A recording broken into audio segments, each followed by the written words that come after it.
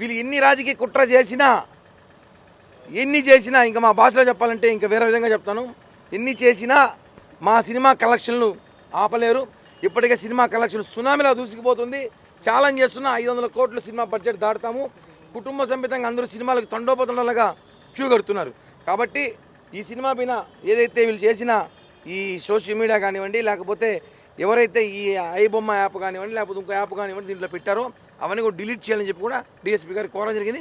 వాళ్ళు సానుకూలంగా స్పందించి ఇమీడియట్లీ కేసు కట్టి విచారిస్తామని చెప్పారు. సినిమాని టెలికాస్ట్ చేస్తున్నారు, దీనిపై చర్యలు తీసుకోమని చెప్పి ఈస్ట్ డిఎస్పీ గారు కోరాం. ఆ యాప్స్ అన్నీ కూడా వెంటనే డౌన్లోడ్ చేసేస్తాను, డిలీట్ చేయమని చెప్పాం. డిఎస్పీ గారు కూడా ఇందాక మాట్లాడుతూ వెంటనే దాని మీద ఏం యాక్ట్స్ ఉన్నాయో దాని మీద కాపీరైట్స్ కానివ్వండి, ఐటీ యాక్ట్ కానీ కేసులు కట్టి వెంటనే డిలీట్ చేస్తాం. అలాగే అది ఎవరైతే కుట్రదారులు ఉన్నారో వాళ్ళని కొంచెం విచారించి కూడా వాళ్ళ మీద కేసు నమోదు చేయండి. భవిష్యత్తులో సినీ పరిశ్రమను కాపాడాల్సిన బాధ్యత ఉంది.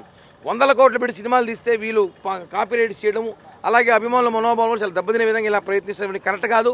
భవిష్యత్తులో కూడా పవన్ కళ్యాణ్ గారి సినిమానే కాదు, భవిష్యత్తులో ఏ సినిమా అయినా సరే సినీ పరిశ్రమ కాపాడాల్సిన బాధ్యత ఉంది. కనీసం 2 నెలలకు కాపీరైట్స్ వస్తే పైరసీ వస్తుంది అనుకుంటాం అనుకోండి, 2 రోజులకి 3 రోజులకి వస్తే ఎలా ఉంటుందండి?